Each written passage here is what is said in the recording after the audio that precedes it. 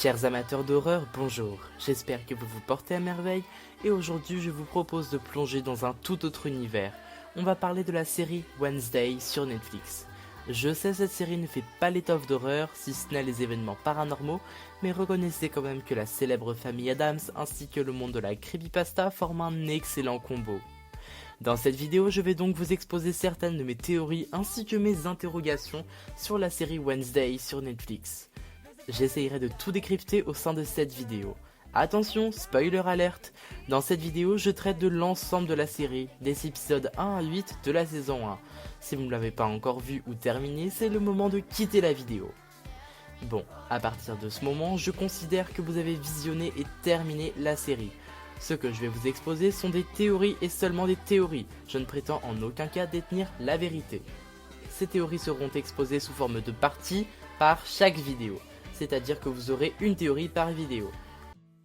Théorie numéro 2.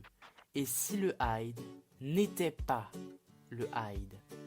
Si on me prend au mot, c'est théoriquement impossible que quelqu'un d'autre que Tyler soit le Hyde. Cette théorie est plus ou moins liée à la précédente. Vous vous souvenez de Xavier? Et pour moi, Mercredi ne s'était pas trompé. Xavier est bel et bien lié au Hyde. Pour moi, Tyler et Xavier seraient frères, ou du moins demi-frères. On suppose qu'ils auraient la même mère. On sait que la mère de Tyler était une marginale, tout comme la mère de Xavier, mais ça ne prouve pas grand chose. Ce qui prouve quelque chose en revanche, c'est que ces innombrables dessins du Hyde et ces dessins représentatifs de ces soi-disant rêves peuvent nous faire penser qu'il pourrait être le Hyde. Alors oui d'accord, sa mère est voyante, il nous l'a révélé dans un des premiers épisodes de la série, il a sûrement hérité de ce pouvoir, écartant cette piste. Par contre ses griffures dans l'épisode dans le milieu de la série, je ne sais plus combien encore une fois, il prétend que c'est l'un de ses dessins qui lui a fait ça. Alors excusez-moi, mais j'ai un petit peu de mal à le croire, étant donné les dégâts occasionnés par les dessins. On s'aperçoit qu'ils ne sont qu'illusoires. Regardez par exemple dans la scène où il dessine une araignée pour Mercredi et il la fait prendre vie, Mercredi l'écrase et l'araignée disparaît comme s'il n'avait jamais existé. Donc ces griffures, il ne les aurait pas fait tout seul. Il est donc indirectement confirmé qu'il a été en contact avec le Hyde. Pour le moment, ça ne prouve pas grand chose. Mais quand on se remémore toutes les mystérieuses apparitions de Xavier après chaque apparition du Hyde, ça tient pas la route, cette histoire de je passais dans le coin. Non, tu n'avais aucune idée de ce que manigançait Mercredi quand elle est allée dans la maison des Gates, à moins que tu l'aies suivi.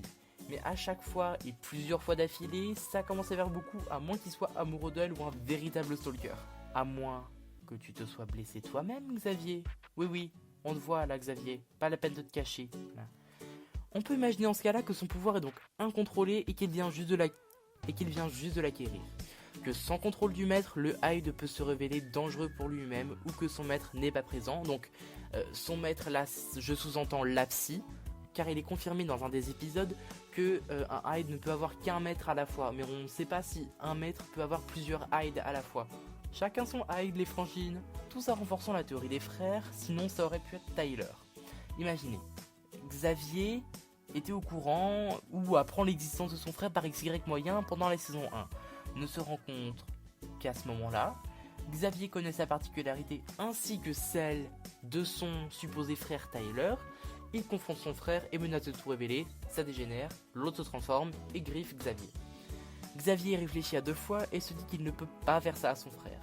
Oui, à en voir au moment où Mercredi enchaîne Tyler et se prépare à le torturer, Xavier est le premier à dire pas question, déjà parce qu'il est doux comme un agneau évidemment, et ne ferait pas de mal à un marginal et encore moins à un humain. Mais surtout car il ne veut pas faire de mal à son grand frère. Bah oui, j'ai pas précisé, mais Tyler serait le grand frère de Xavier.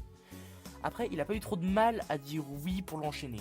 Ça rétrograde ma théorie, mais bon, quand on est influencé par Mercredi, tout est possible. D'ailleurs, on pouvait deviner dès le début que Tyler était le Hyde. Ça ne faisait aucun doute pour moi quand j'ai vu le père de Tyler face à la photo du Hyde. Il n'a eu strictement aucune réaction. Il savait ce qu'il avait devant lui, ce qui voulait dire qu'il avait déjà eu affaire à cette créature. Donc comme c'était sa première apparition publique, il était normal que cette créature soit liée à sa femme disparue ainsi que à sa famille. J'espère en tout cas que cette vidéo vous a plu. Merci de votre écoute et moi je vous dis à la prochaine. Is it too much to ask for? Can I put